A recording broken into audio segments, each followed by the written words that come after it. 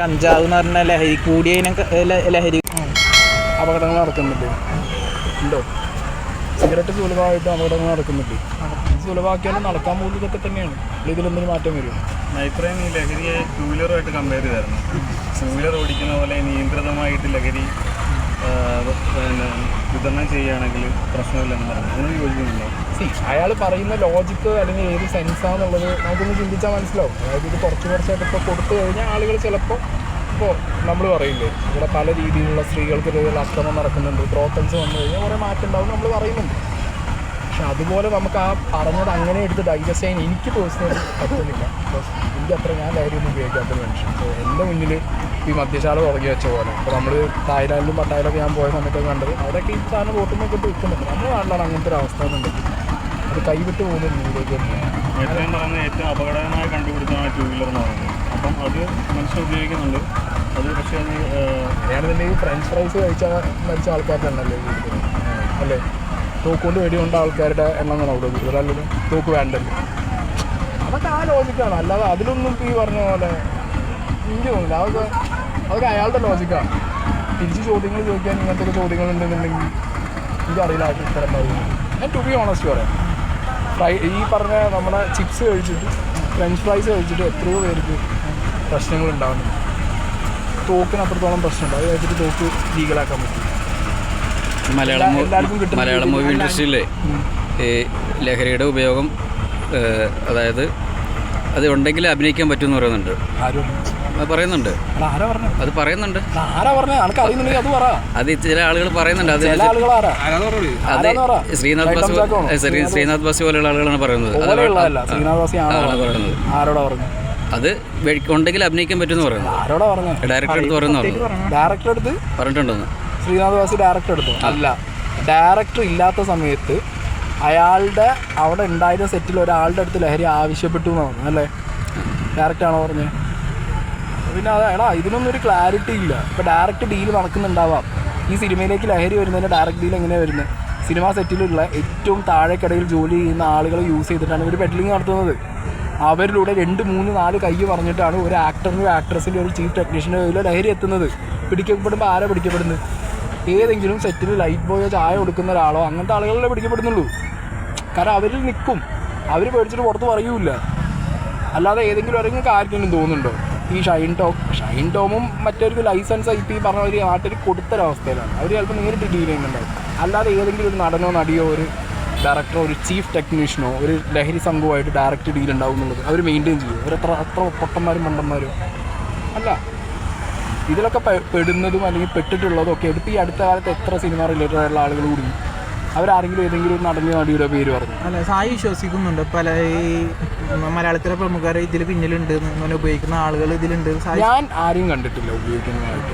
എൻ്റെ അറിവിലേക്ക് വേറെ ആളുകൾ പറഞ്ഞു തന്ന ഇൻഫർമേഷനുള്ളൂ. എനിക്കതൊരു പൊതുവേദിയിൽ പറയാൻ പറ്റും. സിമ്പിളാണ്.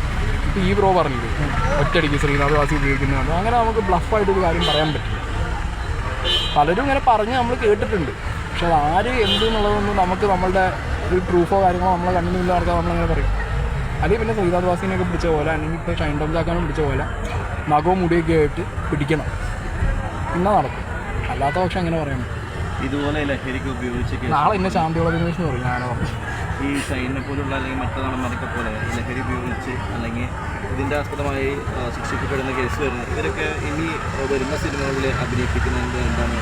അല്ല, ഞാൻ ഈ അൻസിബ പറഞ്ഞതിനോട് അൻസിബയ്ക്ക് ഭയങ്കര ക്രിറ്റിസിസം വരുന്നുണ്ട്. ഞാൻ ആക്ച്വലി അൻസിബ പറഞ്ഞതിനോട് ഒരു പരിധി വരെ യോജിക്കുന്നു.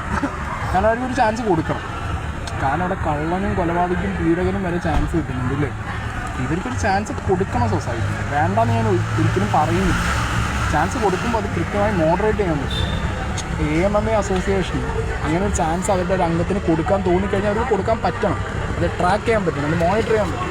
അതിനുശേഷം അവർ ഓക്കെ ആയതിനു ശേഷം അവർ അഭിനയിപ്പിച്ചോ കുഴപ്പമില്ല. കാരണം എല്ലാം ടാലൻ്റഡ് ആയിട്ടുള്ള ആളുകളുണ്ട്. ടാലൻറ്റ് വെച്ചാൽ പോകാൻ പാടില്ല.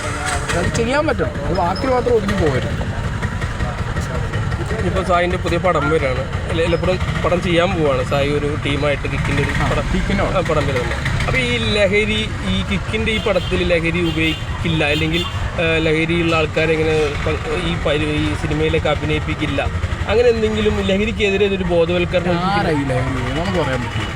ഇപ്പം എൻ്റെ മുന്നിൽ ക്യാമറയും പിടിച്ച് നിങ്ങൾ ആരെങ്കിലും ഒരാൾ ലഹരി ഉപയോഗിച്ചിട്ടുണ്ടെങ്കിൽ എനിക്ക് പറയാൻ പറ്റും നിങ്ങൾ പറ ഇല്ല എങ്ങനെ പറയാൻ പറ്റും? സെറ്റിൽ വെച്ച് ലഹരി ഉപയോഗിച്ച് കഴിഞ്ഞാൽ ഷൈൻ ടോമിൻ്റെ മൊഴിയിൽ തന്നെ പറയുന്നുണ്ടല്ലോ, ഒരുപാട് പ്രമുഖ നടന്മാർ കൊടുക്കുമെന്ന് പറയുന്നുണ്ടല്ലോ, പെടുന്നുള്ളത്. അപ്പോൾ ലഹരി ഉപയോഗിക്കുന്നുണ്ടെന്നല്ലേ പറയുന്നത്? ആണ് പേര് പറഞ്ഞു. പേരിപ്പോൾ ഷൈൻ ടോമും പറഞ്ഞിട്ടില്ലല്ലോ. ഷൈൻ ടോം പറഞ്ഞോ നമുക്കറിയൂ. അല്ല, നിരവധി ആളുകളുണ്ടെന്നല്ലേ പറയുന്നത്. നമുക്ക് ആ ചോദ്യം പേര് പറഞ്ഞോ ഇല്ലേന്നുള്ള പേര് പറഞ്ഞിട്ടില്ല. പേര് പറഞ്ഞോ ഇല്ലേന്ന് കുറിച്ച് നമുക്ക് ക്ലാരിറ്റി ഇല്ല. മൊഴി കൊടുത്ത പോലീസിനാണ്. മൊഴികളൊന്നും പുറത്തു വന്നിട്ടില്ല. എന്ത് ചെയ്യാൻ പറ്റും? പ്രമുഖ വ്യക്തി അല്ലെങ്കിൽ സിനിമ ഫാമിലിയിൽപ്പെട്ട ആരോ എന്നാണ് പറഞ്ഞത്. അത് ആരാന്നുള്ളത് അവരും പുറത്തു വിട്ടിട്ടില്ല. ഷൈൻ ടോം പറഞ്ഞോ ഇല്ലെന്ന് നമ്മളെക്കുറിച്ച് അറിയില്ല. ഇപ്പോൾ ഷൈൻ ടോം ഇപ്പോൾ അവരോട് പറയുകയാണെങ്കിൽ അത് ആ വാർത്ത പുറത്തു വരും എന്ന് വിശ്വസിക്കുന്നുണ്ട്. ഉറപ്പായിട്ടും വരും. ഉറപ്പായിട്ടും നിയമത്തിന് ആ നടന്മാർ ഇവിടെ ആരും അറിയരുത് എന്ന് പറഞ്ഞു കൊടുത്ത കംപ്ലൈന്റ് പുറത്തു വന്നോ? അത് ഷൈൻ ടോം ഈ അടുത്ത കാലത്ത് ഏറ്റവും വലിയ കേസിൽ ഒളിക്യാമറ എന്ന് പറയുന്ന നാടകം അവിടെ നടന്നോ? അപ്പോൾ പുറത്ത് വരില്ല എന്ന് തോന്നുന്നുണ്ട്. ചുമ്മാ പുറത്ത് വരും. അതൊക്കെ അപ്പോൾ നേരത്തെ പറഞ്ഞ ക്വസ്റ്റ്യനിലേക്ക് പോവുക. അതായത് സായി അഭിനയിക്കുന്ന സെറ്റിൽ ലഹരി ഉപയോഗിക്കുന്നത് കണ്ടാൽ സായി എങ്ങനെ പ്രതികരിക്കും? ഞങ്ങളൊരു സിനിമ എടുക്കുകയാണെങ്കിൽ അവിടെ IC കാണും. നമ്മൾ നേരിട്ട് പോയിട്ട് അടിച്ച് പൊട്ടിക്കാൻ വേണ്ടി ഞാൻ സൂപ്പർമാനൊന്നും അല്ലല്ലോ. IC കാണും. കംപ്ലൈൻറ്റ് വന്നാൽ നേരെ ICയിലാണ് പോവുക അല്ലേ? അങ്ങനെ ഒരാളുടെ പേരിലൊരു അലിഗേഷൻ വന്നു കഴിഞ്ഞാൽ നേരെ ICയിൽ കംപ്ലൈൻറ്റ് കൊടുക്കുക, നിയമപരമായിട്ടുള്ള കാര്യങ്ങൾ എടുക്കുക. That's it.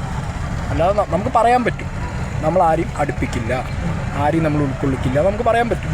വേണമെങ്കിൽ ലഹരി ടെസ്റ്റ് ചെയ്തവരെ മാത്രം വേണമെങ്കിൽ നമുക്ക് അങ്ങനെയും വേണമെങ്കിൽ ഒരു ഓപ്ഷൻ വയ്ക്കാം. അത് ആ ടൈമിൽ ഞങ്ങൾ ആലോചിച്ച് ചിന്തിച്ചു. കാരണം ഞാൻ ഒറ്റയ്ക്കല്ല, KIC എന്ന് പറഞ്ഞ സംഘടനയാണ്. സോ എനിക്കൊരു ഒറ്റയ്ക്കൊരു തീരുമാനം ഇപ്പോൾ പബ്ലിക്കിൽ വന്നിട്ട് അതിന് പറയാൻ പറ്റില്ല. പക്ഷേ ഞങ്ങൾ ലഹരിക്കെതിരാണ്. നമ്മുടെ സെറ്റിലും നമ്മുടെ സിനിമയിലും ലഹരി ഉപയോഗമായിട്ട് ബന്ധപ്പെട്ട ആരെയും അടുപ്പിക്കാൻ ഞങ്ങൾക്ക് താല്പര്യമില്ല. ഞങ്ങൾ അതിന് വേണ്ടിയിട്ടുള്ള എല്ലാ നടപടിയും ഞങ്ങൾ ഒരു പ്രശ്നം വരുന്ന രീതിയിൽ ലഹരി ഉപയോഗിക്കുന്ന ആരും ഞങ്ങൾ അടുപ്പിക്കും. അതിന് പേഴ്സണൽ ലൈഫിൽ ഉപയോഗിക്കുന്നതാണെങ്കിൽ സെറ്റിൽ ഉപയോഗിക്കുന്ന ഏതൊരുത്തനാണെന്നുണ്ടെങ്കിലും ഒരുത്തനോ ആരാണെങ്കിലും പേഴ്സണൽ ലൈഫിൽ ഇപ്പം ഞാൻ പറയട്ടെ, പേഴ്സണൽ ലൈഫിൽ ഒരാൾ റൂമിലിരുന്ന് രാവിലെ അടിച്ചു, വൈകുന്നേരം സെറ്റിൽ വന്നിട്ട് വേറെ പരിപാടി കാണിച്ചുകൊണ്ടിരിക്കുന്നു. അല്ല, സെറ്റിലേക്ക് പ്രശ്നം വരുമ്പോൾ അത് ഓക്കെ. പേഴ്സണൽ ലൈഫ് വേറെ. പേഴ്സണൽ ലൈഫിൽ ആരോ എന്തോ ചെയ്തിട്ട് പോകും, അവരുടെ താല്പര്യം. സെറ്റിലേക്കോ അവിടെയുള്ള ബാക്കി പരിപാടികളിലേക്കോ പ്രശ്നങ്ങൾ ഉണ്ടാകാതിരുന്ന ഓക്കെ. അതുണ്ടായി കഴിഞ്ഞാൽ അതിൻ്റെ നടപടി. ഇപ്പോൾ ഈ മൂവി ഇറങ്ങുമ്പോൾ ഈ മൂവിൻ്റെ റിവ്യൂ എങ്ങനെയായിരിക്കും? അതായത് ഇപ്പോൾ സിനിമ ഇറങ്ങി കഴിഞ്ഞിട്ട് വന്നാൽ പോരെ? അല്ല വേറെ ആൾ ക്വസ്റ്റ്യൻ വന്നിരുന്നു. ഇപ്പോൾ സായിയുടെ ഭയങ്കര സുഹൃത്താണ്. ഈ ബാഡ് ബോയ്സ് ഇറങ്ങിയപ്പോൾ ഇതേപോലെ കുറേ ക്രിറ്റിസിസം ഉണ്ടായിരുന്നു സായിക്ക്. അതാണ് ഈ ചോദിക്കാൻ കാരണം. അതായത് സായിക്ക് ഇഷ്ടപ്പെട്ടിട്ടില്ല എന്ന് പറഞ്ഞിട്ട് ഇഷ്ടപ്പെട്ട രീതിയിലാണ് ആ റിവ്യൂ വന്നത് എനിക്ക് കുറേ ഉണ്ടായിരുന്നു. അതുകൊണ്ട് പിന്നെ അതുപോലെ തന്നെ അശ്വന്ത് ഗോക്കിനെതിരെ ഇതേപോലെ വന്നിട്ടുണ്ടായിരുന്നു, ബാഡ് ബോയ്സിനെതിരെ. അതിനുശേഷം ഇപ്പോൾ റീസെൻ്റ് പൊന്മാനെതിരെ കുറേ ബേസിലോ OTT വന്നപ്പോൾ ആക്രമണമായിരുന്നു, കണ്ടിട്ടുണ്ടാവും. അപ്പോൾ അതിനോട് എന്താ പ്രതികരിക്കാനുള്ളത്? ചില പടങ്ങളിൽ ഞാൻ എൻ്റെ അഭിപ്രായം പറയും. ഞാൻ കാശ് കൊടുത്ത് കാണുന്ന പടം എൻ്റെ അഭിപ്രായം. ആ അഭിപ്രായത്തിന് മുകളിൽ വേറൊരാൾക്ക് വേറെ അഭിപ്രായം ഉണ്ടെങ്കിൽ ഞാൻ അതിൻ്റെ മുകളിൽ ഈ അഭിപ്രായം മാറ്റണമെന്ന് പറയാൻ പറ്റും? ഇല്ല. എൻ്റെ താല്പര്യം ഞാൻ പറഞ്ഞു. അതുപോലെ തന്നെ വേറെ കമൻറ്റ് ബോക്സിൽ പറഞ്ഞു. അമ്മയ്ക്ക് നളക്കി വിളിച്ചാൽ തിരിച്ചു കിട്ടും, അത് വേറെ കാര്യം. പക്ഷെ അല്ല, അഭിപ്രായം മാന്യമായിട്ട് പറയുകയാണെന്നുണ്ടെങ്കിൽ ഞാൻ എൻ്റെ അഭിപ്രായം പറഞ്ഞു, അവരവരുടെ അഭിപ്രായം പറഞ്ഞു. ആ സെൻസിൽ ഞാൻ എടുക്കാറുള്ളൂ. അല്ലാതെ ഞാൻ എനിക്ക് റിയാക്ഷൻ വരുമ്പോൾ ഇന്നോട് തിരിച്ച് ചോദിക്കും, ഞാൻ അതിന് ഉത്തരം പറഞ്ഞതിലായിട്ട് കണ്ടിട്ടുണ്ടോ നിങ്ങളാരെങ്കിലും? ഞാൻ തിരിച്ച് അങ്ങനെ ഒരു വീഡിയോ ഒന്നും ഇട്ടിട്ടില്ല. കാരണം അവരുടെ സ്വാതന്ത്ര്യം, അവരുടെ താല്പര്യമാണ്, അതൊക്കെ അവരുടെ ഇഷ്ടം. നാളെ ഞങ്ങളൊരു സിനിമ വന്നു, ഞാൻ തന്നെ ഇതിന് റിവ്യൂ ചെയ്യും. എന്താ അതിന് പ്രശ്നമില്ല. അതൊരു വിഷയമായിട്ട് എനിക്ക് തോന്നിയിട്ടില്ല. അത് ഞാൻ ചെയ്യില്ല എന്നൊന്നും ഞാൻ പറയുന്നില്ല. ഞാനെന്തായാലും ചെയ്യും. ഈ സായിൻ്റെ സിനിമ ഇറങ്ങുമ്പോൾ ഇവിടുത്തെ പ്രമുഖ നടന്മാരടിക്കൽ റിവ്യൂ എടുക്കുക വേണമല്ലോ, അതല്ലേ പ്രൊമോഷൻ. മനസ്സിലാവണില്ലേ? ഞങ്ങൾ തന്നെ വെല്ലുവിളിക്കും. പ്രമുഖ നടന്മാരൊക്കെ റിവ്യൂ എടുക്കുന്നല്ലേ? വേണം. ആർക്കെങ്കിലും തോന്നുന്നുണ്ടോ ഏതെങ്കിലും ഒരാൾ റിവ്യൂ ചെയ്യുന്നു? നാളെ കാറിലിരുന്ന് ബേസിൽ ജോസഫ് അല്ല, ഇപ്പൊ ബേസിൽ ജോസഫിന്റെ കരിയറിലെ ഏറ്റവും വലിയ പെർഫോമൻസ് ഓറിയന്റഡ് ബെസ്റ്റ് കരിയർ ഇപ്പൊ പൊന്മാനാണെന്ന് ഭൂരിപക്ഷം ആൾക്കാർ പറഞ്ഞു. എല്ലാവരും പറയും എനിക്ക് എന്ത് പോയി, എനിക്ക് ഇഷ്ടമായില്ല. എനിക്ക് എൻ്റെ ഇഷ്ടത്തിനല്ലേ, എൻ്റെ ഇഷ്ടമാണ് എനിക്കുള്ളത്. അല്ലാതെ ഞാൻ ഈ കണക്ക് ഇഷ്ടപ്പെട്ട സാധനം എന്നുണ്ടെങ്കിൽ ഞാൻ ആ സാധനം കഴിക്കൂ? ഇല്ലല്ലോ.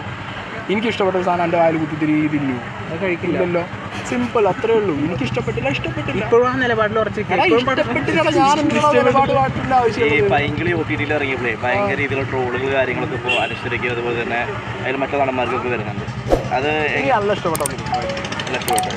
പല ഓവർ ആക്ടിങ് ആണെന്ന് പറയുന്നുണ്ടല്ലോ. ആ സിനിമ ഓവർ ആക്ടിങ് ആണ്. അതിൻ്റെ മേക്കേഴ്സ് തന്നെ പറയുന്നത് ഒരു ഓവർ ടോപ്പ് മൂവിയാണ്. അതായത് അതിലെല്ലാം ഒരു എക്സാജറേറ്റഡ് സാധനമാണ് അതിൽ കാണിക്കുന്നത്. അങ്ങനെയുള്ളപ്പോൾ അത് അങ്ങനെ തന്നെ ആ സെൻസിൽ കാണാൻ പറ്റണം. കാണാൻ പറ്റാത്തവരതിന് അതിൽ പറയും. ഇപ്പോൾ മരണമാസം ഇറങ്ങുമ്പോൾ സെയിം ഒരേ ടെംപ്ലേറ്റാണ്. ഇഷ്ടപ്പെടുന്നവരുണ്ട്, കാണാത്തവരുണ്ട്. പേഴ്സണലി ഒരു കാര്യം, പല്ല് അതിൽ മൂവിക്ക് വേണ്ടി വെച്ചതാണോ സൈഡിൽ? ഇതൊക്കെ ചുമ്മാ ഇന്ത്യ കിടക്കാൻ. ഓക്കെ നമ്മളിഷ്ടം. Okay, thank you Sai. Okay okay. Shine Tom ചാക്കോയ്ക്കെതിരെ ഇപ്പോൾ ഈ പറഞ്ഞ ഒരു FIR ഇല്ലാതെ ഉള്ളൂ അല്ലേ? നാളുകൾ FIR ഇടാം. ഇപ്പം എനിക്ക് തോന്നുന്നൊരു FIR ഉണ്ടല്ലോ. FIR ഉണ്ടല്ലോ. ആ FIR ഉണ്ട്. NDPS ആക്ട് ഇല്ലേ? 27A 29 ഉണ്ട്. പിന്നെന്താ പേര് പറയാൻ നിങ്ങൾക്ക് പേടി?